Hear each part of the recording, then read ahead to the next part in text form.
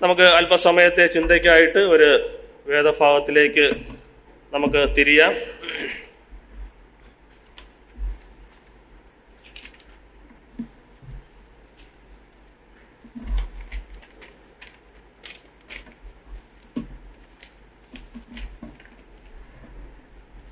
അപ്പോസ്തലനായ പൗലോസ് തെസ്സലോനിക്കർക്ക് എഴുതിയ 1-ാം ലേഖനത്തിലേക്ക് നമുക്ക് കടന്നു വരാം.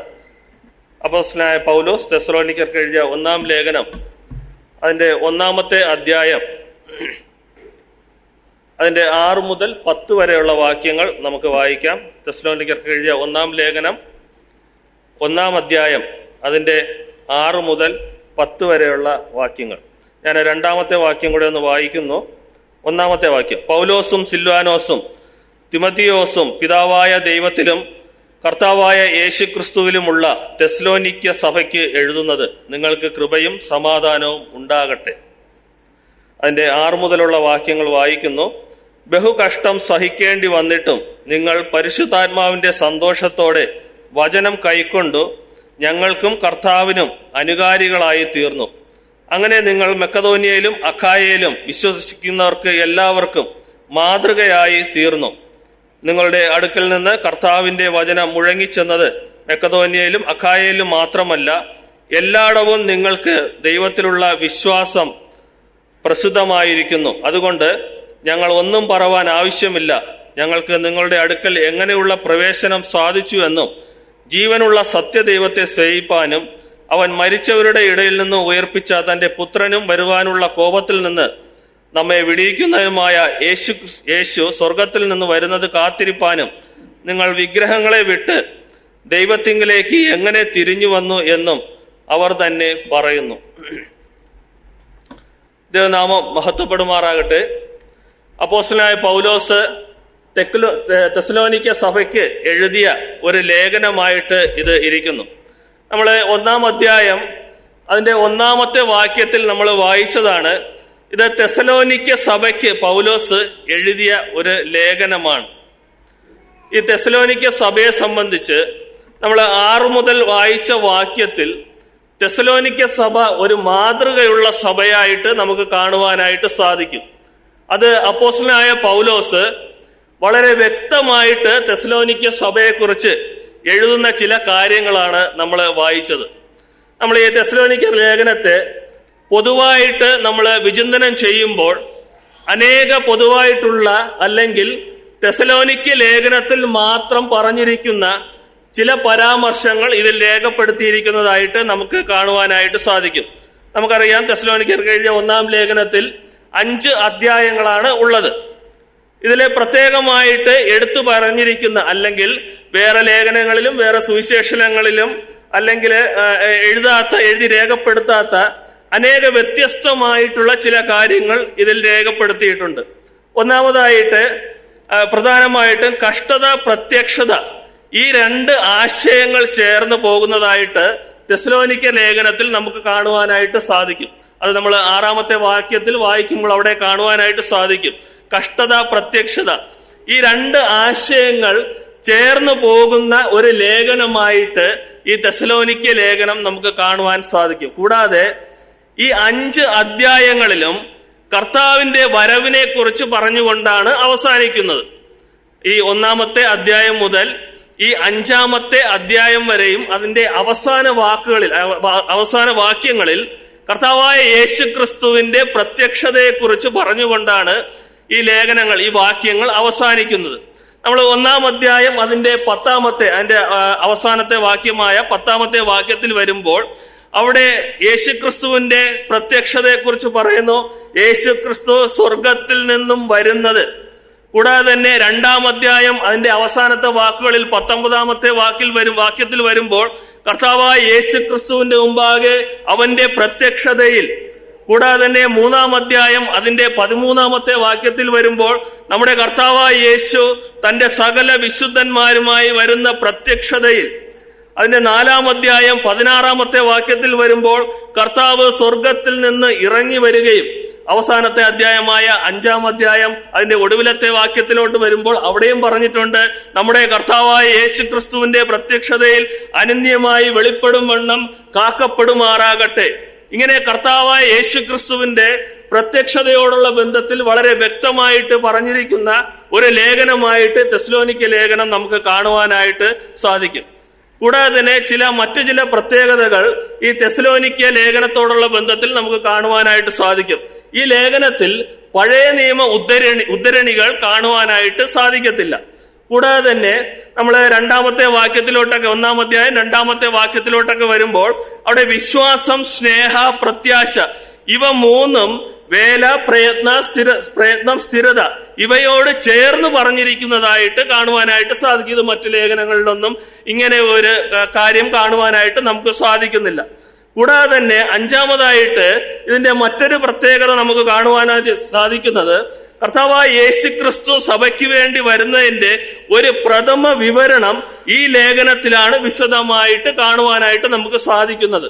കൂടാതെ തന്നെ അവസാനമായിട്ട് 5-ാം അധ്യായം അതിന്റെ അവസാനത്തെ വാക്കുകളിലോട്ട് വരുമ്പോൾ അവിടെ കാണുന്നത് മനുഷ്യനിൽ ദേഹം, ദേഹി, ആത്മാവ് എന്നീ 3 ഘടകങ്ങളുണ്ടെന്ന് വളരെ വ്യക്തമായിട്ട് പറഞ്ഞിരിക്കുന്ന ഒരു ലേഖനമായിട്ട് ഈ തെസ്സലോനിക്ക ലേഖനം നമുക്ക് കാണുവാനായിട്ട് സാധിക്കും.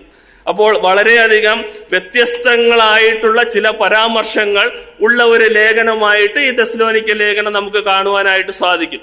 ഞാൻ അതല്ല എന്റെ വിഷയം എന്നുള്ളത് എങ്കിലും ഞാൻ അതിനോട് ചേർന്ന് പറഞ്ഞു എന്നുള്ളതേ ഉള്ളൂ. തെസ്സലോനിക്ക സഭയിലെ വിശ്വാസികൾ വളരെ മാതൃകയുള്ള വിശ്വാസികളായിരുന്നു. അവർ ബഹു കഷ്ടത്തിൽ ആയിരുന്നിട്ടും കർത്താവായ യേശുക്രിസ്തുവിനെ മുറുകെ പിടിച്ച് മറ്റുള്ളവർക്ക് മാതൃകയുള്ള ജീവിതം നയിച്ച ഒരു വിശ്വാസ സമൂഹമായിരുന്നു തെസ്സലോനിക്ക സഭയിലുള്ള വിശ്വാസികൾ. നമുക്ക് വായിച്ച 1-ാമത്തെ അധ്യായം അതിന്റെ 6-ാമത്തെ വാക്യത്തിലോട്ട് കടന്നു വരാം. അവിടെ ഇങ്ങനെയാണ് പറഞ്ഞിരിക്കുന്നത്, ബഹുകഷ്ടം സഹിക്കേണ്ടി വന്നിട്ടും നിങ്ങൾ പരിശുദ്ധാത്മാവിന്റെ സന്തോഷത്തോടെ.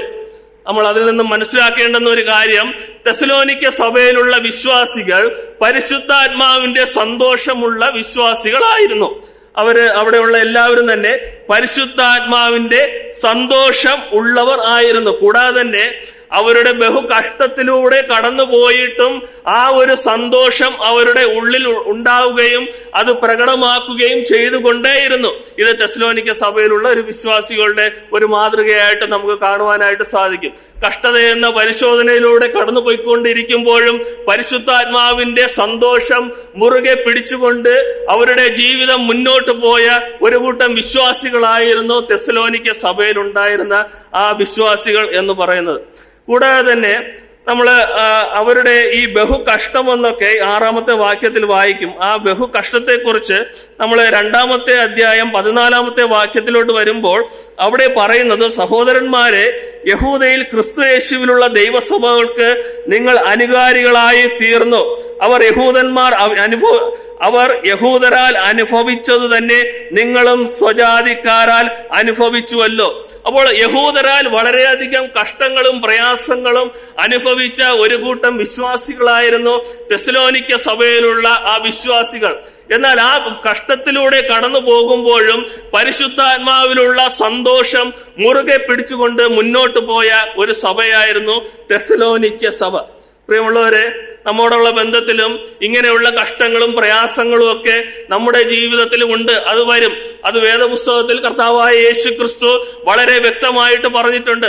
നമ്മൾ സുവിശേഷങ്ങളിലും ലേഖനങ്ങളിലും ഒക്കെ വരുമ്പോൾ അവിടെ പറയുന്നു, നൊടിനേരത്തേക്കുള്ള ലഘുവായ കഷ്ടം.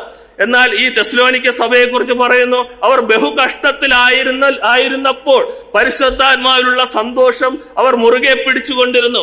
നമുക്ക് നൊടിനേരത്തേക്കുള്ള കഷ്ടങ്ങളും പ്രയാസങ്ങളും ഒക്കെ നമ്മുടെ ജീവിതത്തിൽ ഒരുപക്ഷെ വരുമ്പോൾ ഇങ്ങനെയുള്ള പരിശുദ്ധാത്മാവിന്റെ സന്തോഷം നമ്മൾ വിട്ടുകളയാനുള്ള എല്ലാ സാധ്യതകളും എല്ലാ മനോഭാവങ്ങളും ഉണ്ട്. എന്നാൽ ഈ നൊടിനേരത്തേക്കുള്ള കഷ്ടങ്ങളൊക്കെ അതൊക്കെ നമ്മെ വിട്ടു പോകും. എന്നാൽ പരിശുദ്ധാത്മാവിലുള്ള സന്തോഷം ഒരിക്കലും നമ്മൾ നമ്മുടെ ജീവിതത്തിൽ നിന്ന് മാറ്റി നിർത്തുവാനായിട്ട് പാടില്ല. നമ്മൾ യോഹന്നാന്റെ എഴുതിയ സുവിശേഷത്തിൽ 16-ാമത്തെ അധ്യായം 22-ാമത്തെ വാക്യത്തിലോട്ട് വരുമ്പോൾ അവിടെ പറയുന്നു, അങ്ങനെ നിങ്ങൾക്ക് ഇപ്പോൾ ദുഃഖമുണ്ട് എങ്കിലും ഞാൻ പിന്നെയും നിങ്ങളെ വന്ന് കാണും. നിങ്ങളുടെ ഹൃദയം സന്തോഷിക്കും, നിങ്ങളുടെ സന്തോഷം ആരും നിങ്ങളിൽ നിന്ന് എടുത്തു കളയുകയില്ല. അപ്പോൾ കർത്താവായ യേശുക്രിസ്തു വളരെ വ്യക്തമായിട്ട് പറഞ്ഞിട്ടുണ്ട്, നിങ്ങൾക്ക് ഇപ്പോൾ ദുഃഖമുണ്ട് എങ്കിലും ഞാൻ പിന്നെയും നിങ്ങളെ വന്ന് കാണും, നിങ്ങളുടെ ഹൃദയം സന്തോഷിക്കും, നിങ്ങളുടെ സന്തോഷം ആരും നിങ്ങളിൽ നിന്ന് എടുത്തു കളയുകയില്ല.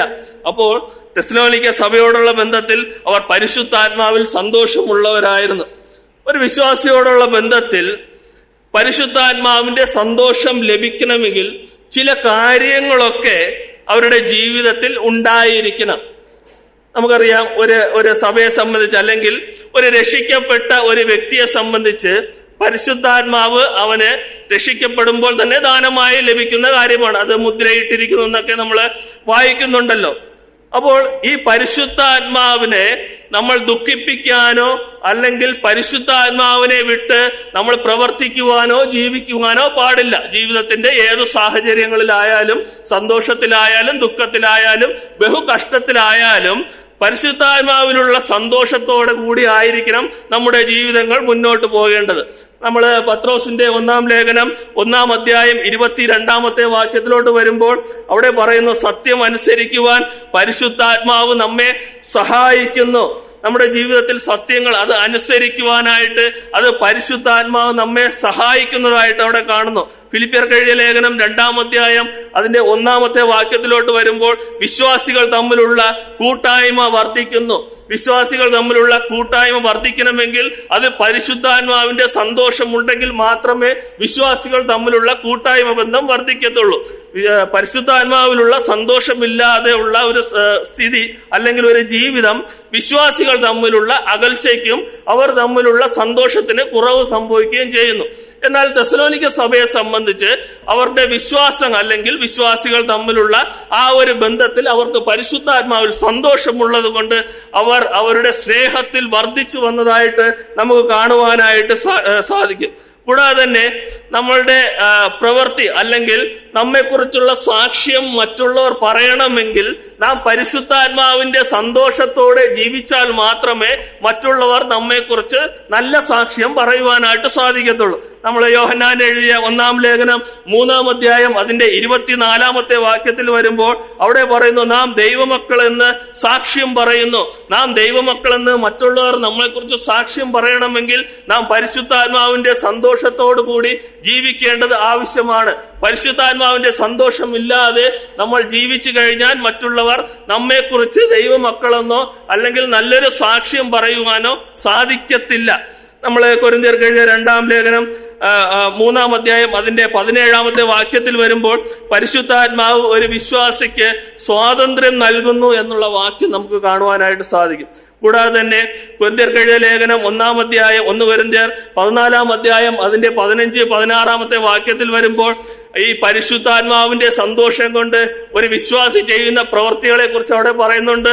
അവൻ ആത്മാവ് കൊണ്ട് പാടുന്നു, സ്തോത്രം ചെയ്യുന്നു. നമുക്കറിയാം, നമ്മുടെ ആരാധനാ യോഗങ്ങൾ അല്ലെങ്കിൽ സഭയുടെ ഏത് കൂടിവരവുകളാകട്ടെ അവിടെയൊക്കെ ദൈവത്തെക്കുറിച്ച് സാക്ഷീകരിക്കണമെങ്കിൽ അല്ലെങ്കിൽ ദൈവത്തെക്കുറിച്ച് മഹത്വപ്പെടുത്തണമെങ്കിൽ ദൈവത്തെക്കുറിച്ച് പാട്ടുപാടണമെങ്കിൽ അവന് സ്തോത്രം ചെയ്യണമെങ്കിൽ ഇതൊക്കെ നമ്മുടെ ജീവിതത്തിൽ വരണമെങ്കിൽ പരിശുദ്ധാത്മാവിനോടുള്ള സന്തോഷം ഒരു വ്യക്തിക്ക് ഉണ്ടെങ്കിൽ മാത്രമേ പാട്ടുപാടുവാനും അല്ലെങ്കിൽ സ്തോത്രം ചെയ്യുവാനും ആ ദൈവീയമായിട്ടുള്ള മഹത്വത്തിൽ ചെയ്യുവാനായിട്ട് സാധിക്കത്തുള്ളൂ. ഈ ഒരു പരിശുദ്ധാത്മാവിന്റെ സന്തോഷം ഇല്ലാത്ത ഒരു വ്യക്തിക്ക് ഇങ്ങനെയുള്ള കാര്യങ്ങളൊന്നും ചെയ്യുവാനായിട്ട് സാധിക്കത്തില്ല. എന്നാൽ തെസ്സലോനിക്കയിലുള്ള വിശ്വാസികൾക്ക് ഈ ഒരു പരിശുദ്ധാത്മാവിലുള്ള സന്തോഷം അവരുടെ ജീവിതത്തിൽ ഉടനീളമുള്ളതായിട്ട് നമുക്ക് കാണുവാനായിട്ട് സാധിക്കും. പ്രിയമുള്ളവരെ, ഈ തെസ്സലോനിക്ക സഭ നമുക്കൊരു മാതൃകയുള്ള ഒരു സഭയായിട്ട് നമുക്ക് കാണുവാനായിട്ട് സാധിക്കും. കൂടാതെ തന്നെ ഉദാഹരണമായിട്ട് ഈ പരിശുദ്ധാത്മാവിലുള്ള സന്തോഷം ഈ അപ്പോസ്തലനായ പൗലോസും ശീലാസും അവരുടെ പ്രവൃത്തിപരമായിട്ടുള്ള ജീവിതത്തിൽ അനുഭവിച്ചതായിട്ട് നമുക്ക് കാണുവാനായിട്ട് സാധിക്കും. നമ്മൾ അപ്പോസ്തല പ്രവൃത്തികൾ 14-ാം അധ്യായം അതിന്റെ 16-ാം അധ്യായം അതിന്റെ 25-ാമത്തെ വാക്യത്തിൽ വരുമ്പോൾ അവിടെ പൗലോസും ശീലാസും കാരാഗൃഹത്തിൽ ബന്ധിതരായി കിടക്കുമ്പോൾ ആ പരിശുദ്ധാത്മാവിലുള്ള സന്തോഷം കൊണ്ട് അവർ പാട്ടുപാടുകയും പ്രാർത്ഥിക്കുകയും ചെയ്തതായിട്ട് കാണുവാനായിട്ട് സാധിക്കും. ഞാൻ ഇങ്ങനെ പറയട്ടെ, തെസ്സലോനിക്ക സഭയിലെ വിശ്വാസികൾ ബഹു കഷ്ടത്തിലൂടെ പോയപ്പോഴും അവർ പരിശുദ്ധാത്മാവിന്റെ സന്തോഷം സന്തോഷമുള്ളതുപോലെ കാരാഗൃഹത്തിലായിരുന്നപ്പോൾ അവിടെ പൗലോസും ശീലാസും പരിശുദ്ധാത്മാവിന്റെ സന്തോഷം കൊണ്ട് കർത്താവായ യേശുക്രിസ്തുവിനെ പാടുകയും പ്രാർത്ഥിക്കുകയും ചെയ്തതായിട്ട് കാണുവാനായിട്ട് സാധിക്കും. അപ്പോൾ അവിടെ എന്ത് സംഭവിച്ചുവെന്ന് നമ്മൾ താഴോട്ടുള്ള വാക്യങ്ങൾ വായിക്കുമ്പോൾ അവിടെ കാണുവാനായിട്ട് സാധിക്കും. കാരാഗൃഹത്തിന്റെ അടിസ്ഥാനം കുലുങ്ങി, വാതിലുകൾ ഒക്കെയും തുറന്നു, എല്ലാവരും ചങ്ങലകളാൽ അഴിഞ്ഞു വീണു. പ്രിയമുള്ളവരെ, ഇതാണ് പരിശുദ്ധാത്മാവിന്റെ സന്തോഷം എന്ന് പറയുന്നത്. കൂടാതെ ഈ കപടഭക്തിയായിട്ടുള്ള സന്തോഷമല്ല വേണ്ടത്. യഥാർത്ഥമായിട്ട് പരിശുദ്ധാത്മാവ് ഉള്ളിൽ വസിച്ചുകൊണ്ട് ആ ഒരു സന്തോഷത്തോടു കൂടി ജീവിക്കുകയാണെങ്കിൽ ദൈവം നമ്മെ സഹായിക്കും. അതിൽ യാതൊരു സംശയമില്ല. ഇവിടെ പൗലോസും ശീലാസും അവരുടെ ജീവിതത്തിൽ വളരെ വ്യക്തമായിട്ട് അനുഭവിച്ച കാര്യമാണ്. കൂടാതെ തന്നെ ഈ ലേഖനങ്ങളിലൊക്കെ അപ്പോസ്തലനായ പൗലോസ് തന്റെ ജീവിതത്തെ കുറിച്ചൊക്കെ പറയുമ്പോൾ അവിടെ തന്റെ പരിശുദ്ധാത്മാവോടുള്ള ബന്ധത്തിൽ ദൈവവുമായിട്ടുള്ള അടുപ്പവും ബന്ധവും അവിടെ വളരെ വ്യക്തമായിട്ട് കാണുവാനായിട്ട് സാധിക്കും. കൂടാതെ തന്നെ 1-ാം നൂറ്റാണ്ടിലെ ശിഷ്യന്മാരും ഈ ഒരു മഹാസന്തോഷം, പരിശുദ്ധാത്മാവിന്റെ സന്തോഷം അനുഭവിച്ചതായിട്ട് നമുക്ക് കാണുവാനായിട്ട് സാധിക്കും. അപ്പോസ്തല പ്രവൃത്തികൾ 5-ാം അധ്യായം അതിന്റെ 41-ാമത്തെ വാക്യത്തിൽ വരുമ്പോൾ അവിടെ പറയുന്നു, തിരുനാമത്തിന് വേണ്ടി അപമാനം സഹിപ്പാൻ യോഗ്യരായി എണ്ണപ്പെടുകയാൽ അവർ സന്തോഷിച്ചും കൊണ്ട് ന്യായാധിപ സംഘത്തിന്റെ മുമ്പിൽ നിന്ന് പുറപ്പെട്ടു പോയി. പ്രിയമുള്ളവരെ, കർത്താവായ യേശു ക്രിസ്തുവിന്റെ ശിഷ്യന്മാരും ഈ പരിശുദ്ധാത്മാവിലുള്ള സന്തോഷത്തിൽ അവർ വളരെ സന്തോഷം അനുഭവിച്ചതായിട്ട് നമുക്ക് കാണുവാനായിട്ട് സാധിക്കും. പ്രിയമുള്ളവരെ, നാമും മഹാകഷ്ടത്തിലും പ്രയാസത്തിലൂടെയൊക്കെ കടന്നു പോകുമ്പോൾ നാം അതിനെയൊക്കെ ഓർത്ത് പ്രശംസിക്കണമെന്നാണ് നമ്മൾ റോമർക്ക് എഴുതിയ ലേഖനത്തിൽ വരുമ്പോൾ അവിടെ വായിക്കുന്നത്. നമുക്കറിയാം, റോമർക്ക് എഴുതിയ ലേഖനം 5-ാം അധ്യായം അതിന്റെ 4-ാമത്തെ വാക്യത്തിൽ വരുമ്പോൾ അവിടെ പറയുന്നു, കഷ്ടത സഹിഷ്ണുതയെയും സഹിഷ്ണുത സിദ്ധതയെയും സിദ്ധത പ്രത്യാശയും ഉളവാക്കുന്നു എന്നറിഞ്ഞ് നാം കഷ്ടങ്ങളിലും പ്രശംസിക്കുന്നു.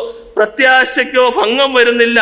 ദൈവത്തിന്റെ സ്നേഹം നമുക്ക് നൽകപ്പെട്ട പരിശുദ്ധാത്മാവിനാൽ നമ്മുടെ ഹൃദയത്തിൽ പകർന്നിരിക്കുന്നുവല്ലോ. നമുക്കൊക്കെ ചിലപ്പോൾ ഈ പ്രത്യാശയ്ക്ക് സ്ഥിരതയൊന്നും കാണാറില്ല, അല്ലെങ്കിൽ പ്രത്യാശയ്ക്ക് ഭംഗം വരുന്നതായിട്ടൊക്കെ കാണുവാനായിട്ട് സാധിക്കും. എന്തുകൊണ്ടാണ് ഇത് വരുന്നത്? ഞാൻ ഇങ്ങനെ പറയട്ടെ, നമ്മുടെ ജീവിതത്തിൽ പരിശുദ്ധാത്മാവിന് കൊടുക്കേണ്ടുന്ന സ്ഥാനമോ അല്ലെങ്കിൽ പരിശുദ്ധാത്മാവിൽ സന്തോഷമോ ഇല്ലാതെ ജീവിക്കുമ്പോൾ പ്രത്യാശയ്ക്ക് സ്ഥിരതയില്ലാതെ പോകുന്നു, കോട്ടം സംഭവിക്കുന്നു. കർത്താവിന്റെ യേശുക്രിസ്തുവിന്റെ മടങ്ങി വരവിനെ കുറിച്ച് പ്രത്യാശയില്ലാത്തവരായി തീരുന്നു. അപ്പോൾ ഒരു വിശ്വാസിയെ സംബന്ധിച്ച് അവൻ എപ്പോഴും പരിശുദ്ധാത്മാ നിറവിൽ അല്ലെങ്കിൽ പരിശുദ്ധാത്മാവിന്റെ സന്തോഷത്തിൽ ജീവിക്കണം. തെസ്സലോനിക്ക സഭയിലുള്ളവർ എല്ലാ കാലഘട്ടത്തിലും എല്ലാ നാളുകളിലും അവർ പരിശുദ്ധാത്മാവിന്റെ സന്തോഷത്തിൽ ജീവിച്ചിരുന്നതായിട്ട് നമുക്ക് കാണുവാനായിട്ട് സാധിക്കും. ഇതിന്റെ മറുവശം കൂടെ ഞാനൊന്ന് പറയട്ടെ. ഈ പരിശുദ്ധാത്മാവിന്റെ സന്തോഷം ലഭിക്കുന്നതിന് പകരം അല്ലെങ്കിൽ പരിശുദ്ധാത്മാവിന്റെ സന്തോഷം ഇല്ലാത്തതിന് പകരം പരിശുദ്ധാത്മാവിനെ ദുഃഖിപ്പിക്കുന്ന ചില കാര്യങ്ങളൊക്കെ ഉണ്ട്. പരിശുദ്ധാത്മാവ് ഉള്ളിലുണ്ട്, അത് സത്യം തന്നെയാണ്. എന്നാൽ പരിശുദ്ധാത്മാവിന് വിധേയപ്പെടാതെ പരിശുദ്ധാത്മാവിനെ ദുഃഖിപ്പിച്ചു കൊണ്ടിരിക്കുന്ന ജീവിതം, അത് ദൈവം ഇഷ്ടപ്പെടുന്ന ഒരു കാര്യമല്ല. ഈ പരിശുദ്ധാത്മാവ് ഉള്ളിൽ ഇല്ലാത്തവരുടെ അവസ്ഥ നമ്മൾ എഫെസ്യർക്ക് എഴുതിയ ലേഖനം 4-ാം അധ്യായം അതിന്റെ 30-ാമത്തെ വാക്യത്തിൽ വരുമ്പോൾ പരിശുദ്ധാത്മാവിനെ കുറിച്ച് അവിടെ പറയുന്നു, ദൈവത്തിന്റെ പരിശുദ്ധാത്മാവിനെ ദുഃഖിപ്പിക്കരുത്, അവനാലല്ലോ നിങ്ങൾക്ക് വീണ്ടെടുപ്പ് നാളിനായി മുദ്രയിട്ടിരിക്കുന്നത്. കൂടാതെ തന്നെ അപ്പോസ്തല പ്രവൃത്തികൾ 5-ാം അധ്യായം, നമുക്ക് 5-ാം അധ്യായത്തിലോട്ട് കടന്നു വരാം. അപ്പോസ്തല പ്രവൃത്തികൾ അതിന്റെ 5-ാമത്തെ അധ്യായം നമുക്ക് സുപരിചിതമായിട്ടുള്ള ഒരു വേദഭാവമാണ്. അതായത് അവിടെ പറയുന്ന 5-ാം അധ്യായം 1 മുതൽ 11 വരെയുള്ള വാക്യങ്ങൾ നമുക്ക് എല്ലാവർക്കും അറിയാവുന്ന ഒരു വേദഭാവമാണ്. അവിടെ അനന്യ സഫീറ ദമ്പതികളുടെ ജീവിതത്തിൽ അവരെ പരിശുദ്ധാത്മാവിനോട് വ്യാജം കാണിച്ചതും അവർ പരിശുദ്ധാത്മാവിനോട് കള്ളം ചെയ്തതും ഒക്കെയുള്ള ഒരു കാര്യമാണ് അവിടെ എഴുതിയിരിക്കുന്നത്. അപ്പോൾ ഇവരുടെ ജീവിതത്തിൽ ഈ പരിശുദ്ധാത്മാവിനോട് അവർ വ്യാജം കാണിക്കുകയും കള്ളം കാണിക്കുകയും പരിശുദ്ധാത്മാവിനെ പരീക്ഷിക്കുകയും ചെയ്തതുകൊണ്ട് അവിടെ എന്താണ് സംഭവിച്ചത്? അവിടെ വളരെ വ്യക്തമായിട്ട് പറഞ്ഞിട്ടുണ്ട്, സാത്താൻ അവരുടെ ഹൃദയം കൈവശമാക്കി. പരിശുദ്ധാത്മാവ് സന്തോഷമില്ലാതെ ജീവിക്കുന്ന ഒരു വ്യക്തിയുടെ ജീവിതം എന്ന് പറയുന്നത് അവരെ പിന്നെ നിയന്ത്രിക്കുന്നത് സാത്താനായിരിക്കും അവരെ നിയന്ത്രിക്കുന്നത്. ഈ അനന്യ സബീറ അവരുടെ ജീവിതത്തോടുള്ള ബന്ധത്തിൽ അവർ പരിശുദ്ധാത്മാവിനെ ദുഃഖിപ്പിക്കുകയും അവര് പരിശുദ്ധാത്മാവിനെ പരീക്ഷിക്കുകയും ചെയ്തപ്പോൾ സാത്താൻ അവരുടെ ഹൃദയം കൈവശമാക്കിയതായിട്ട് നമുക്ക് കാണുവാനായിട്ട് സാധിക്കും. അപ്പോൾ ഞാൻ എങ്ങനെ പറയട്ടെ, ഇങ്ങനെയൊക്കെ ചെയ്തു കഴിഞ്ഞാൽ അതിന്റെ അവസാനം എന്ന് പറയുന്ന അതിഭയങ്കരമായിരിക്കും. ഇവരുടെ ജീവിതം തന്നെ നമുക്കെടുക്കാം. ഈ അനന്യാസ് ആയാലും സഫീറയായാലും അവരുടെ ജീവിതത്തോടുള്ള ബന്ധത്തിൽ അവസാനം 7-ാമത്തെ വാക്യത്തിലൊക്കെ അവിടെ വരുമ്പോൾ അവിടെ പറയുന്നു, അവർ രണ്ടുപേരും വീണ് പ്രാണനെ വിട്ടതായിട്ടൊക്കെ നമുക്ക് കാണുവാനായിട്ട് സാധിക്കും. പ്രിയമുള്ളവരെ, ഇത് ഒരു തീക്കളിയായിട്ട് തന്നെ ഇരിക്കുന്നു. പരിശുദ്ധാത്മാവിനെ ദുഃഖിപ്പിച്ചാൽ അതിന്റെ ശിക്ഷ അത് ലഭിക്കും, അതിൽ യാതൊരു സംശയവുമില്ല. തെസ്സലോനിക്കയിലുള്ള വിശ്വാസികൾ അവർ എപ്പോഴും പരിശുദ്ധാത്മാവിനെ സന്തോഷത്തോടെ സ്വീകരിച്ചവരും സന്തോഷമായിട്ട് ജീവിച്ചവരുമായിരുന്നു. നമ്മൾ അപ്പോസ്തല പ്രവൃത്തിയിൽ തന്നെ 7-ാം അധ്യായം 51-ാമത്തെ വാക്യത്തിൽ വരുമ്പോൾ അവിടെ പറയുന്നു, പരിശുദ്ധാത്മാവിനോട് മറുത്തു നിൽക്കരുത്. നമ്മുടെ ജീവിതത്തിൽ ഈ ആലോചനകളൊക്കെ തരുന്നത് ദൈവത്തിന്റെ ആത്മാവ്, പരിശുദ്ധാത്മാവ്. എന്നാൽ ഈ ആലോചനയ്ക്ക് വിപരീതമായിട്ട് നിൽക്കുവാനായിട്ട് പാടില്ല. അതാണ് ഇവിടെ പറയുന്നത്, പരിശുദ്ധാത്മാവിനോട് നമ്മൾ മറുത്തു നിൽക്കുവാനായിട്ട് പാടില്ല. നമ്മൾ എബ്രായർക്ക് എഴുതിയ ലേഖനം 10-ാം അധ്യായം അതിന്റെ 29-ാമത്തെ വാക്യത്തിൽ വരുമ്പോൾ അവിടെ പറയുന്നു, ദൈവപുത്രനെ ചവിട്ടിക്കളയുകയും തന്നെ വിശുദ്ധീകരിച്ച നിയമരക്തത്തെ മലിനമെന്ന് നിരൂപിക്കുകയും കൃപയുടെ ആത്മാവിനെ നിന്ദിക്കുകയും ചെയ്തവൻ എത്ര കഠിനമേറിയ ശിക്ഷയ്ക്ക് പാത്രമാകുമെന്ന് വിചാരിപ്പിൻ. എന്നിട്ട് തീർന്നില്ല, അതിന്റെ താഴോട്ട് പറയുകയാണ്, പ്രതികാരം എനിക്കുള്ളത്, ഞാൻ പകരം വീട്ടും എന്നും കർത്താവ് തന്റെ ജനത്തെ ന്യായം വിധിക്കുമെന്ന് അരുളി ചെയ്തതിനെ നാം അറിയുന്നുവല്ലോ. ജീവനുള്ള ദൈവത്തിന്റെ കയ്യിൽ വീഴുന്നത് ഭയങ്കരം. ഈ വാക്യത്തിൽ പറയുന്നത് പരിശുദ്ധാത്മാവിനെ നിന്ദിക്കരുത്. നിന്ദിച്ചു കഴിഞ്ഞാല് അതിന്റെ ശിക്ഷാവിധി, അതായത് ജീവനുള്ള ദൈവത്തിന്റെ കയ്യിൽ വീഴുന്നത് ഭയങ്കരം. പരിശുദ്ധാത്മാവിനെ നിന്ദിക്കുവാനായിട്ട് പാടില്ല. അല്ലെങ്കിൽ മറ്റുള്ളവരോട് പ്രതികാരം ചെയ്യുവാനായിട്ട് ദൈവം നമ്മെ ഏൽപ്പിച്ചിട്ടില്ല. അത് തന്നെയാണ് ഇവിടെ വളരെ വ്യക്തമായിട്ട് പറയുന്നത്, പ്രതികാരം എനിക്കുള്ളത്. എന്തെങ്കിലുമൊക്കെ പ്രതികാരം നാം ചെയ്യുവാനായിട്ട് തുനിയുമ്പോൾ നാം ഒരു കാര്യം ഓർക്കുക, ആർക്കെതിരെയും പ്രതികാരം ചെയ്യുവാനായിട്ട് ദൈവം നമ്മെ ഏൽപ്പിച്ചിട്ടില്ല. അതിന്റെ പൂർണ്ണമായിട്ടുള്ള ആ ഒരു ഉത്തരവാദിത്വം അല്ലെങ്കിൽ ആ ഒരു കാര്യം എന്ന് പറയുന്നത് അത് ദൈവത്തിനുള്ളതാണ്. അത് നമ്മൾ പ്രതികാരം ചെയ്യുമ്പോൾ അത് ദൈവത്തിന്റെ പരിശുദ്ധാത്മാവിനെ നിന്ദിക്കുന്നതിന് തുല്യമാണ്. പ്രിയമുള്ളവരെ, നാം നമ്മെ തന്നെ പരിശോധിക്കുക. നാം ദൈവത്തിന്റെ പരിശുദ്ധാത്മാവിനെ നിന്ദിക്കുന്നവരാണോ, അല്ലെങ്കിൽ മറ്റുള്ളവരെ നാം പ്രതികാര മനോഭാവത്തോടെ നാം ചെയ്യുന്നവരാണോ? ഇതൊന്നും ദൈവം നമ്മെ ഏൽപ്പിച്ചിട്ടുള്ള കാര്യങ്ങൾ അല്ല. കൂടാതെ തന്നെ പരിശുദ്ധാത്മാവിനെ ദുഷിക്കരുത് എന്നുള്ള കാര്യം കൂടി പറയുന്നത് അപ്പോസ്തല പ്രവൃത്തികൾ 3-ാം അധ്യായം അതിന്റെ 29-ാമത്തെ വാക്യത്തിൽ വരുമ്പോൾ, പരിശുദ്ധാത്മാവിന്റെ നേരെ ദൂഷണം പറയുന്നവനോ ഒരു നാളും ക്ഷമ കിട്ടാതെ നിത്യശിക്ഷയ്ക്ക് യോഗ്യനാകും എന്ന് ഞാൻ സത്യമായിട്ട് നിങ്ങളോട് പറയുന്നു. പ്രിയമുള്ളവർ, ഇത് കുറച്ച് സീരിയസ് ആയിട്ട് എടുക്കേണ്ടുന്ന ഒരു കാര്യമാണ്. പരിശുദ്ധാത്മാവിനെ നിന്ദിക്കുകയും ദൂഷണം ചെയ്യുന്നവന് അവന് ശിക്ഷാവിധി ഉണ്ടാകുമെന്നാണ് ഈ അപ്പോസ്തലനായ പൗലോസ് 3-ാം അധ്യായം അതിന്റെ 29-ാമത്തെ വാക്യത്തിൽ പറയുന്നത്. അവൻ ശിക്ഷയ്ക്ക് യോഗ്യനാകും. അതുകൊണ്ട് പ്രിയമുള്ളവരെ, ദൈവത്തിന്റെ പരിശുദ്ധാത്മാവിനെ ദുഷിക്കുകയോ നിന്ദിക്കുകയോ വ്യാജം കാണിക്കുകയോ പരീക്ഷിക്കുകയോ ചെയ്യുവാനായിട്ട് പാടില്ല. തെസ്സലോനിക്കയിലുള്ള വിശ്വാസികൾ അവർ പരിശുദ്ധാത്മാവിൽ വളരെ സന്തോഷമുള്ളവർ ആയിരുന്നു. പരിശോധനയുടെ സമയത്തും ബഹുകഷ്ടത്തിന്റെ സമയത്തും അവർ പരിശുദ്ധാത്മാവിന്റെ സന്തോഷം മുറുകെ പിടിച്ചുകൊണ്ട് അവരുടെ ജീവിതം മുന്നോട്ട് പോയതായിട്ട് നമുക്ക് കാണുവാനായിട്ട് സാധിക്കും. ഞാൻ 2-ാമത്തെ ഭാഗത്തിലോട്ട് വരട്ടെ.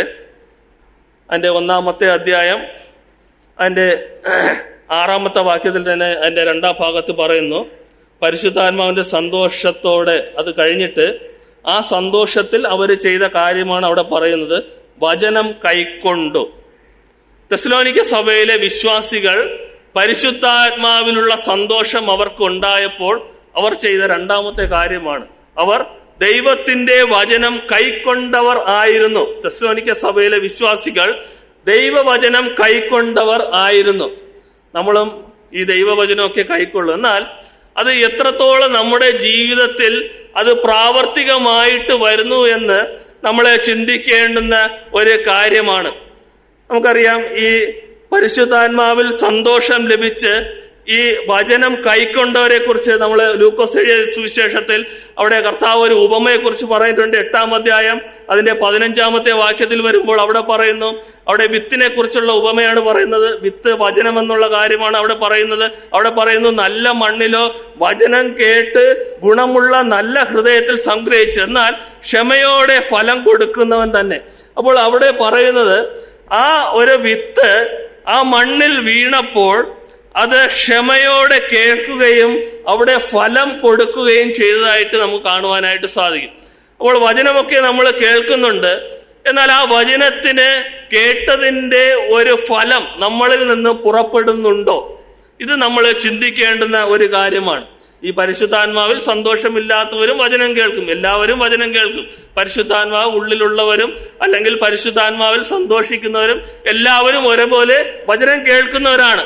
എന്നാൽ ഈ പരിശുദ്ധാത്മാവിൽ സന്തോഷമില്ലാത്തവർ അവർ വചനം കേൾക്കുമ്പോൾ അവരുടെ ഉള്ളിൽ വരുന്നത് അത് പാറമേൽ വീണ വിത്ത് പോലെയാണ്. അല്ലെങ്കിൽ അവിടെ വേറൊരു ഉപമ അതിന്റെ തൊട്ട് താഴെ പറഞ്ഞിട്ടുണ്ട്, മുള്ളിനിടയിൽ വീണ് ഞെരുങ്ങിയ വിത്ത് പോലെയാണ് അവരുടെ ജീവിതം എന്ന് പറയുന്നത്. എന്ന് പറഞ്ഞു കഴിഞ്ഞാൽ അവരുടെ ജീവിതം എന്ന് പറയുന്നത്, അതായത് പാറമേൽ വീണ വിത്ത് പോലെയാണ് അവർ ദൈവവചനം കൈക്കൊള്ളുമ്പോൾ അവരുടെ പ്രതികരണം. അവിടെ കുറിച്ച് അവിടെ ഇങ്ങനെ പറയുന്നു, അവർ സന്തോഷത്തോടെ വചനം കൈക്കൊള്ളുന്നവർ എങ്കിലും അവർക്ക് വേരില്ല. അവർ തൽക്കാലം വിശ്വസിക്കുകയും പരീക്ഷാ സമയത്ത് പിൻവാങ്ങി പോവുകയും ചെയ്യുന്നു. ഇതാണ് പരിശുദ്ധാത്മാവിൽ സന്തോഷമില്ലാത്തവരുടെ ഹൃദയത്തിൽ വചനം കേൾക്കുമ്പോൾ അവർ ചെയ്യുന്ന ഒരു കാര്യം. മറ്റൊരു കാര്യം അവിടെ പറയുന്നു, മുള്ളിനിടയിൽ വീണ വിത്ത് പോലെ. അവിടെ പറയുന്നു, മുള്ളിനിടയിൽ വീണതോ കേൾക്കുന്നവരെങ്കിലും പോയി ചിന്തകളാലും ധനത്താലും സംസാര ഭോഗങ്ങളാലും ഞെരുക്കി പൂർണ്ണമായി ഫലം കൊടുക്കാത്തവർ. ഇങ്ങനെയുള്ള 3 കൂട്ടരെ കുറിച്ച് നമുക്ക് കാണുവാനായിട്ട് സാധിക്കും. പ്രിയമുള്ളവരെ, പരിശുദ്ധാത്മാവിൽ പൂർണ്ണ സന്തോഷമുള്ളവരൊക്കെ വചനം കൈക്കൊള്ളുകയും അതിന്റെ ഫലം പുറപ്പെടുവിക്കുകയും ചെയ്യും. ഒരിക്കലും പാറമേൽ വീണ വിത്ത് പോലെയോ മുള്ളിനിടയിൽ വീണ് ഞെരുങ്ങിയ ആ വിത്ത് പോലെയോ ഒരിക്കലും ആകുവാനായിട്ട് സാധിക്കത്തില്ല. കൂടാതെ തന്നെ നമ്മള് ഈ അപ്പോസ്തല പ്രവൃത്തിയിലോട്ട് വരുമ്പോൾ ഈ 17-ാം അധ്യായത്തിലോട്ട് വരാം. അവിടെ 17-ാമത്തെ അധ്യായം 5-ാമത്തെ വാക്യത്തിൽ പറയുന്ന ഒരു വാക്യമുണ്ട്, ഈ യഹൂദന്മാരോ അസൂയ കൊണ്ട് മിനക്കെട്ട് നടക്കുന്ന ചില ദുഷ്ടന്മാരെ ചേർത്ത് പുരുഷാരത്തെ ഇളക്കി പട്ടണത്തിൽ കലഹമുണ്ടാക്കി. അതിന്റെ സന്ദർഭം എന്ന് പറയുന്നത് ഈ 17-ാം അധ്യായം തെസ്സലോനിക്ക സഭയെക്കുറിച്ച് അപ്പോസ്തലനായ പൗലോസ് പറയുന്ന കാര്യങ്ങളാണ് ഈ 17-ാമത്തെ അധ്യായത്തിൽ എഴുതിയിരിക്കുന്നത്. അപ്പോൾ ഈ തെസ്സലോനിക്കയിലുള്ളതിൽ ഒരു കൂട്ടം പേർ കർത്താവായ യേശുക്രിസ്തുവിനെ വിശ്വസിച്ച് മുന്നോട്ട് വന്നു. എന്നാൽ ചില കൂട്ടരുണ്ട്, ഈ യഹൂദന്മാർ പോലെയുള്ള അവർ ചെയ്ത കാര്യമാണ് അവിടെ പറയുന്നത്. യഹൂദരോ അസൂയ കൊണ്ട് മിനക്കെട്ട് നടക്കുന്ന ചില ദുഷ്ടന്മാരെ ചേർത്ത് പുരുഷാരത്തെ ഇളക്കി പട്ടണത്തിൽ കലഹമുണ്ടാക്കി. അതായത് ഈ വിശ്വാസികളെ തമ്മിൽ തെറ്റിക്കുവാനും കലക്കമുണ്ടാക്കുവാനും യഹൂദരായ ചിലർ ഈ തെസ്സലോനിക്കയിൽ ഉണ്ടായിരുന്നു. പ്രിയമുള്ളവരെ, ഈ പരിശുദ്ധാത്മാവിൽ സന്തോഷം ഇല്ലാത്തവർ അല്ലെങ്കിൽ കർത്താവായ യേശുക്രിസ്തുവിനെ സ്വീകരിക്കുകയും രക്ഷിക്കപ്പെട്ടവരാണ് അല്ലെങ്കിൽ സ്നാനപ്പെട്ടവരാണെന്ന് പറയുമ്പോഴും ഒക്കെയും ഈ പരിശുദ്ധാത്മാവിൽ സന്തോഷം ഇല്ലെങ്കിൽ ഇങ്ങനെയുള്ള കാര്യങ്ങളൊക്കെ അവരുടെ ജീവിതത്തിൽ വരുവാനുള്ള സാധ്യതകളുണ്ട്. അതായത് അസൂയ പൂണ്ട് മിനക്കെട്ട് നടക്കുന്ന ചില ദുഷ്ടന്മാരെ ചേർത്ത് പുരുഷാരത്തെ ഇളക്കി പട്ടണത്തിൽ കലക്കമുണ്ടാക്കി. ഇതൊക്കെ വരുന്നത് സാത്താൻ ഹൃദയത്തിൽ പ്രേരിപ്പിച്ചാണ് ഇങ്ങനെയുള്ള ചിന്തകളും പ്രവൃത്തികളും അവരുടെ ജീവിതത്തിൽ നിന്ന് വരുന്നത്. പരിശുദ്ധാത്മാവിന്റെ സന്തോഷമുള്ള ഒരു വ്യക്തി ഇങ്ങനെയുള്ള കാര്യങ്ങളും ഒരിക്കലും ചെയ്യുവാനായിട്ട് അവന് സാധിക്കത്തില്ല. ഇവിടെ യഹൂദരെ കുറിച്ച് പറയുന്നതാണെങ്കിലും അവർ കർത്താവിനെ വിശ്വസിക്കാത്തവരാണെങ്കിലും ഈ വിശ്വാസികളോടുള്ള ബന്ധത്തിൽ ഈ പരിശുദ്ധാത്മാവിന്റെ നിറവില്ലാത്ത ഒരു വ്യക്തിയുടെ ജീവിതത്തിൽ നിന്നും ഇങ്ങനെയുള്ള പ്രവർത്തികൾ വരുവാനുള്ള സാധ്യതകളുണ്ട്. അല്ലെങ്കിൽ ഒരുപക്ഷെ ഞാനിങ്ങനെ പറയട്ടെ, അവർ പരിശുദ്ധാത്മാവിന്റെ സന്തോഷമില്ലാതെ കർത്താവിന്റെ മുമ്പിൽ നിന്ന് പിന്മാറ്റത്തിലേക്ക് പോകുവാനുള്ള സാധ്യതകളൊക്കെ ഉണ്ട്. ഈ പിന്മാറ്റമൊക്കെ ജീവിതത്തിൽ വരുന്നത് അത് ദൈവത്തോടുള്ള പരിശുദ്ധാത്മാവിനുള്ള സന്തോഷം കുറയുമ്പോഴും പരിശുദ്ധാത്മാവിനോടുള്ള വിശ്വസ്തത കുറയുമ്പോഴും ഒക്കെയാണ് ഒരു വിശ്വാസി പിന്മാറ്റത്തിലേക്ക് പോകുന്നത്. പ്രിയമുള്ളവരെ, അതുകൊണ്ട് ഇത് ഏറ്റവും നമ്മൾ ശ്രദ്ധിക്കേണ്ടുന്ന ഒരു കാര്യം തന്നെയാണ്. മറ്റുള്ളവരെ തെറ്റിക്കുവാനോ അല്ലെങ്കിൽ ഒരു മിനക്കെട്ട് നടന്ന് അസൂയ പൂണ്ട് പ്രതികാരം ചെയ്യുന്ന ഒരു മനോഭാവം അത് വിശ്വാസികളെ ദൈവം ഏൽപ്പിച്ചിട്ടില്ല. പ്രതികാരം ദൈവത്തിന് ഉള്ളതാണ്. നാം ദൈവദാനമായി തന്ന പരിശുദ്ധാത്മാവിന്റെ നിറവോടുകൂടി തന്നെ നമ്മുടെ ക്രിസ്തീയ ജീവിതം മുന്നോട്ട് പോകേണ്ടത് തന്നെ ആയിരിക്കണം. ആ നിലയിൽ ദൈവം നമ്മെ എല്ലാവരെയും സഹായിക്കട്ടെ. മൂന്നാമതായിട്ട് ഒരു കാര്യം അവിടെ തെസ്സലോനിക്ക സഭയെ കുറിച്ച് പറയുന്നത്, അതിന്റെ 7-ാമത്തെ വാക്യം, 1-ാം അധ്യായം അതിന്റെ 7-ാമത്തെ വാക്യത്തിന്റെ അവസാനം 7-ാമത്തെ വാക്യം മുതൽ വായിക്കുന്നു. അങ്ങനെ നിങ്ങൾ മക്കെദോനിയയിലും അഖായയിലും വിശ്വസിക്കുന്നവർക്ക് എല്ലാവർക്കും മാതൃകയായി തീർന്നു. അപ്പോൾ അവിടെ പ്രത്യേകം എടുത്തു പറഞ്ഞിരിക്കുന്ന ഒരു കാര്യമാണ്, തെസ്സലോനിക്ക സഭ മറ്റുള്ളവർക്ക് മാതൃക ആയിരുന്നു. അവിടെ 2 കാര്യങ്ങൾ എടുത്തു പറഞ്ഞിട്ടുണ്ട്. മക്കെദോനിയയിലും അഖായയിലും വിശ്വസിക്കുന്ന എല്ലാവർക്കും. മൂന്നാമത് പറയുന്ന വിശ്വസിക്കുന്ന എല്ലാവർക്കും. മക്കെദോനിയയിലും അഖായയിലും മാത്രമല്ല, വിശ്വസിക്കുന്ന കർത്താവായ യേശുക്രിസ്തുവിനെ വിശ്വസിക്കുന്ന എല്ലാവർക്കും ഒരു മാതൃകയുള്ളവരായിരുന്നു തെസ്സലോനിക്ക സഭയിലെ വിശ്വാസികൾ. പ്രിയമുള്ളവരെ, നമ്മളും നമ്മുടെ മാതൃകാ ജീവിതം അല്ലെങ്കിൽ നാം എങ്ങനെ മറ്റുള്ളവർക്ക് മാതൃകയുള്ളവരായി ജീവിക്കണമെന്നും നമ്മൾ ഇതിൽ കൂടി ചിന്തിക്കേണ്ടുന്നത് ആവശ്യമാണ്. ഏതൊക്കെ രീതിയിൽ നമ്മുടെ ജീവിതം മാതൃകയുള്ള ജീവിതമായിട്ട് മുന്നോട്ട് പോകണം. നമ്മൾ തിമോഥെയോസിന്റെ ലേഖനം 1-ാം ലേഖനം 4-ാം അധ്യായം അതിന്റെ 12-ാമത്തെ വാക്യത്തിൽ വരുമ്പോൾ അവിടെ ഇങ്ങനെ എഴുതിയിരിക്കുന്നു, വാക്കിനാലും നടപ്പിലും സ്നേഹത്തിലും വിശ്വാസത്തിലും നിർമ്മലതയിലും വിശ്വാസികൾക്ക് മാതൃകയായിരിക്കുക. ഇതാണ് ദൈവം നമ്മിൽ നിന്നും ആഗ്രഹിക്കുന്ന ഒരു കാര്യം. പരിശുദ്ധാത്മാവിന്റെ നിറവോടുകൂടി ജീവിക്കുന്ന ഒരു വിശ്വാസിയുടെ ജീവിതത്തിൽ നിന്നും പുറത്തു വരുന്ന കാര്യങ്ങളാണ് ഇവിടെ വളരെ വ്യക്തമായിട്ട് തിമോഥെയോസിന്റെ ലേഖനത്തിൽ പൗലോസ് ഇവിടെ പറയുന്നു. വാക്കിനാലും നടപ്പിലും സ്നേഹത്തിലും വിശ്വാസത്തിലും നിർമ്മലതയിലും വിശ്വാസികൾക്ക് മാതൃകയുള്ളവരായിട്ട് നാം ജീവിക്കേണ്ടുന്നത് ആവശ്യമാണ്. കൂടാതെ തന്നെ നമ്മൾ തീത്തോസിന്റെ ലേഖനം 2-ാം അധ്യായം അതിന്റെ 7-ാമത്തെ വാക്യത്തിൽ വരുമ്പോൾ അവിടെ പറയുന്നു, വിരോധി നമ്മെ കൊണ്ട് ഒരു തിന്മയും പറവാൻ വകയില്ലാതെ ലജ്ജിക്കേണ്ടതിന് സകലത്തിലും നിന്നെ തന്നെ സൽപ്രവർത്തികൾക്ക് മാതൃകയായി കാണിക്കാം. സൽപ്രവർത്തികൾക്ക് മാതൃകയായി കാണിക്കുക. ഇത് നമ്മൾ ബൈബിൾ ക്ലാസ്സിനോടുള്ള ബന്ധത്തിൽ വളരെ ആഴമേറി ചിന്തിച്ച ഒരു കാര്യമാണ്. അപ്പോൾ പരിശുദ്ധാത്മാവിന്റെ ആ ഒരു നിറവിനോടുള്ള സന്തോഷത്തോടുള്ള ബന്ധത്തിൽ ഒരു വിശ്വാസിയുടെ ജീവിതത്തിൽ അവിടെ പറയുന്ന ഒരു കാര്യമാണ്, സകലത്തിലും നിന്നെ തന്നെ സൽപ്രവർത്തികൾക്ക് മാതൃകയായി കാണിക്കാം. സൽപ്രവർത്തിയായിട്ട് മാതൃകയും കാണിക്കാം, സൽപ്രവർത്തി അല്ലാതെ മറ്റുള്ളവർക്ക് മാതൃകയായി കാണിക്കാം. എന്നാൽ പരിശുദ്ധാത്മാവ് ഉള്ളിൽ വസിക്കുന്ന ഒരു വിശ്വാസി ചെയ്യുന്നത് അവൻ സൽപ്രവർത്തി കൊണ്ട് മറ്റുള്ളവരെ മാതൃകയായി കാണിച്ചാണ് ജീവിക്കുന്നത്. അത് തന്നെയാണ് വേദഭാഗം, തിരുവചനം വളരെ വ്യക്തമായിട്ടിവിടെ പറയുന്നത്. നിങ്ങളുടെ പ്രവൃത്തി അത് സൽപ്രവർത്തി കൊണ്ട് മറ്റുള്ളവരെ മാതൃകയാക്കി കാണിക്കണം. കൂടാതെ തന്നെ നമ്മുടെ നടപ്പിനെ കുറിച്ച് ഞാൻ പറഞ്ഞല്ലോ. നടപ്പിനെ കുറിച്ച് അവിടെ പറയുന്നത് അത് താഴ്മയോടും വിനയത്തോടും സൗമ്യതയോടും ദീർഘക്ഷമയോടും കൂടി ആയിരിക്കണം നിങ്ങളുടെ നടപ്പ്. അത് സ്നേഹത്തിൽ നടക്കണം. നമ്മൾ എഫെസ്യർക്ക് എഴുതിയ ലേഖനം 2-ാം അധ്യായം 5-ാമത്തെ വാക്യത്തിൽ വരുമ്പോൾ അവിടെ പറയുന്നു, ദൈവമോ നമ്മെ സ്നേഹിച്ച മഹാസ്നേഹം നിമിത്തം. പ്രിയമുള്ളവരെ, ഇതൊക്കെ ചെയ്യണമെങ്കിൽ ഈ ഒരു പരിശുദ്ധാത്മാവിന്റെ സന്തോഷം നമ്മുടെ ജീവിതത്തിൽ ഉണ്ടായിരിക്കണം. എന്നാൽ മാത്രമേ ദൈവവചനം കൈക്കൊള്ളുവാനും മാതൃകപരമായിട്ടുള്ള സൽപ്രവൃത്തികൾ ചെയ്തുള്ള ജീവിതം ജീവിക്കുവാനായിട്ടും നമുക്ക് സാധിക്കത്തുള്ളൂ.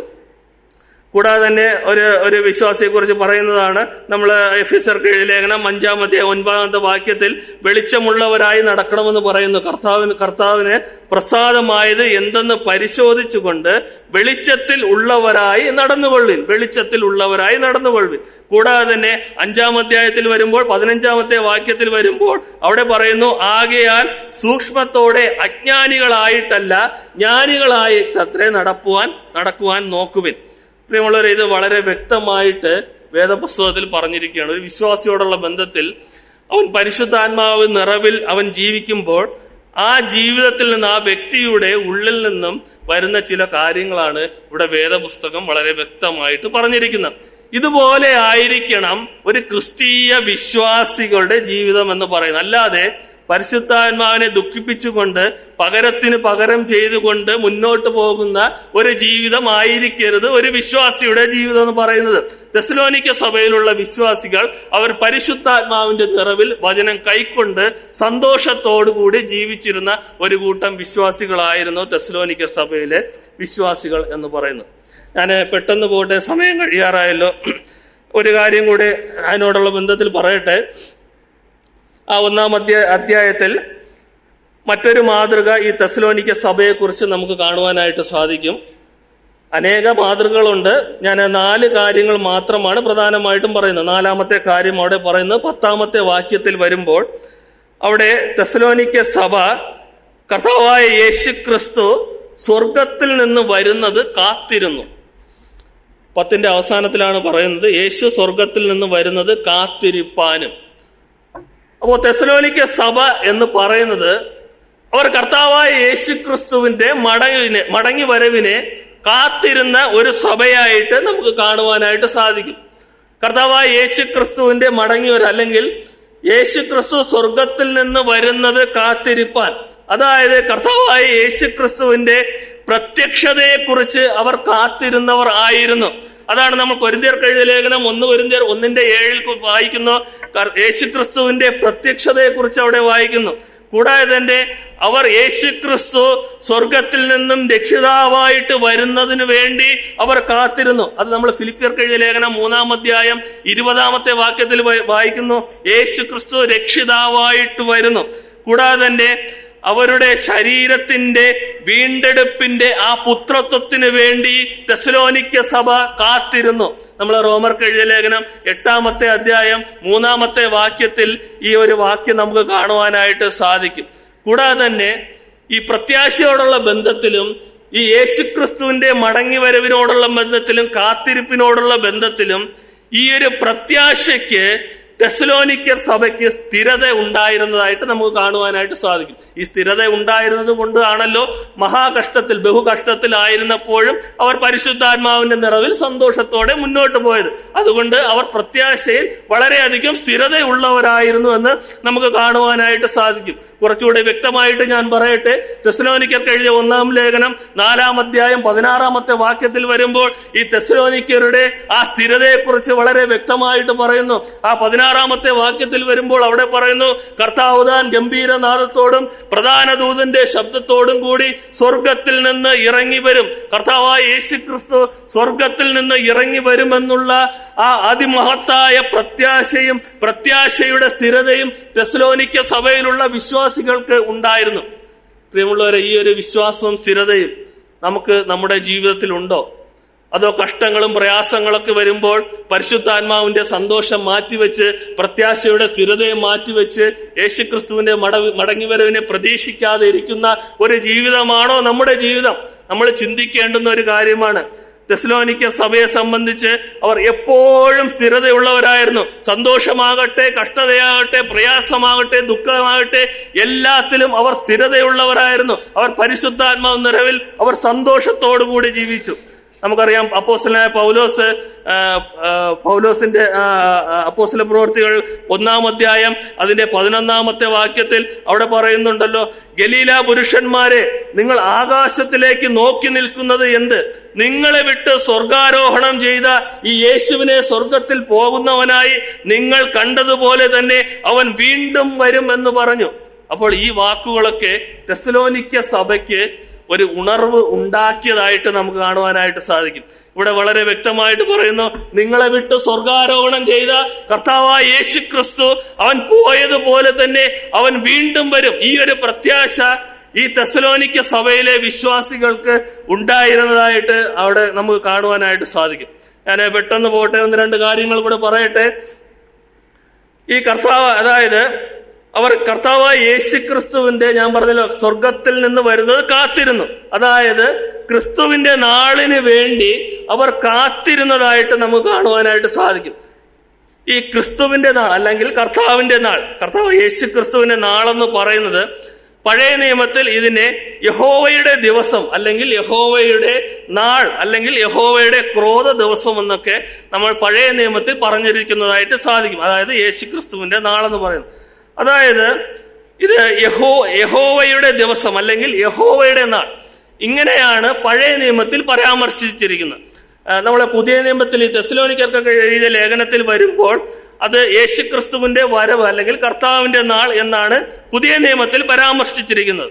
അപ്പോൾ ഈ പഴയ നിയമത്തിൽ യഹോവയുടെ ദിവസം അല്ലെങ്കിൽ യഹോവയുടെ നാൾ എന്ന് പറഞ്ഞിരിക്കുന്നത് അത് ഒരു പീഡന കാലത്തെക്കുറിച്ചും ദൈവക്രോധത്തിന്റെ കാലത്തെക്കുറിച്ചും തുടർന്ന് ഇസ്രായേലിന് ലഭിക്കാൻ പോകുന്ന സഹസ്രാബ്ദ മഹത്വത്തെക്കുറിച്ചുമാണ് പ്രധാനമായിട്ടും അവിടെ പറഞ്ഞത്. അതൊരു പ്രത്യേക കാലഘട്ടത്തെ കുറിച്ചാണ് അവിടെ യഹോവയുടെ ദിവസം അല്ലെങ്കിൽ യഹോവയുടെ ക്രോധ ദിവസമെന്ന് പഴയ നിയമത്തിൽ ഉദ്ധരിച്ചിരിക്കുന്നത്. അത് അനേകം പ്രവാചക പുസ്തകത്തിലൊക്കെ അത് എഴുതിയിരിക്കുന്നതായിട്ട് നമുക്ക് കാണുവാനായിട്ട് സാധിക്കും. ഉദാഹരണത്തിനായിട്ട് യോവേലിന്റെ പുസ്തകത്തിൽ 2-ാം അധ്യായം 31-ാമത്തെ വാക്യത്തിൽ പറയുന്നു, യഹോവയുടെ വലുതും ഭയങ്കരവുമായുള്ള ദിവസം വരുന്നുമ്പേ സൂര്യൻ ഇരുളായും ചന്ദ്രൻ രക്തമായും മാറിപ്പോവും. ഇത് യഹോവയുടെ ക്രോധ ദിവസത്തെയാണ് ഈ പഴയ നിയമത്തിൽ കാണിച്ചിരിക്കുന്നതായിട്ട് കാണുവാനായിട്ട് സാധിക്കും. കൂടാതെ തന്നെ യോവേലിന്റെ പുസ്തകത്തിൽ തന്നെ 1-ാം അധ്യായം അതിന്റെ 15-ാമത്തെ വാക്യത്തിൽ വരുമ്പോൾ അവിടെ പറയുന്നു, യഹോവയുടെ ദിവസം അടുത്തിരിക്കുന്നു, അത് സർവശക്തന്റെ പക്കൽ നിന്നും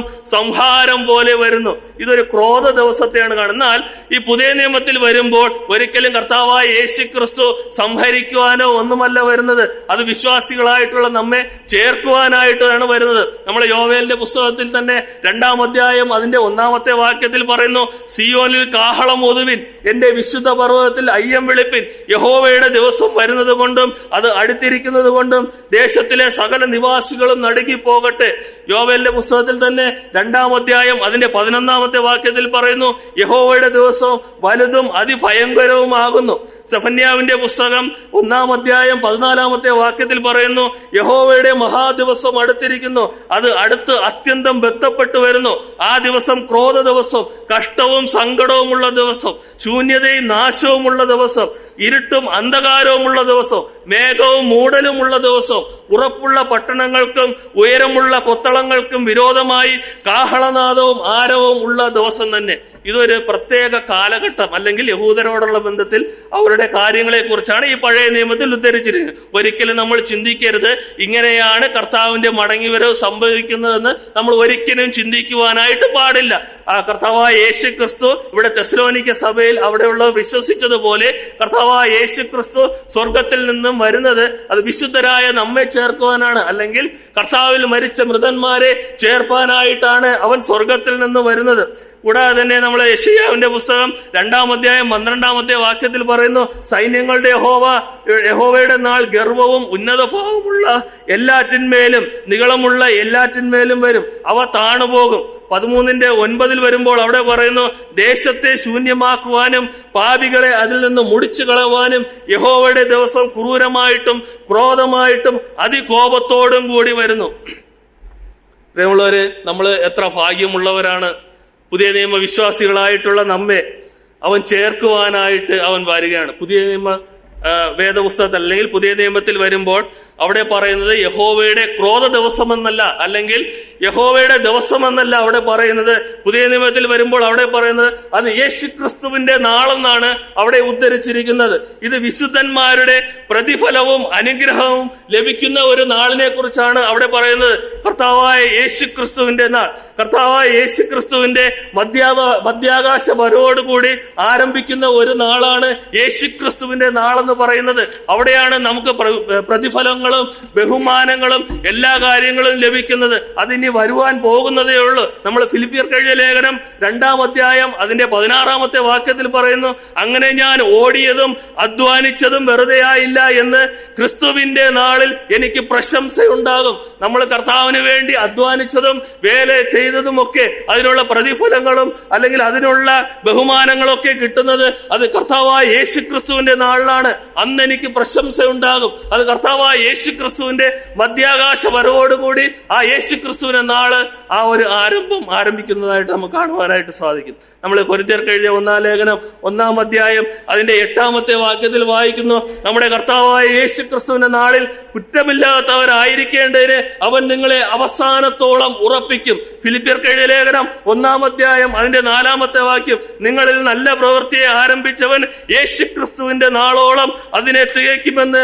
ഉറപ്പായി വിശ്വസിച്ചുമിരിക്കുന്നു. പ്രിയമുള്ളവരെ, നമ്മൾ യേശുക്രിസ്തുവിന്റെ നാളിന് വേണ്ടിയാണ് നമ്മൾ കാത്തിരിക്കുന്നത്. അല്ലെങ്കിൽ കർത്താവായ യേശുക്രിസ്തുവിന്റെ മടങ്ങി വരവിന് വേണ്ടിയിട്ടാണ് നമ്മൾ കാത്തിരിക്കുന്നത്.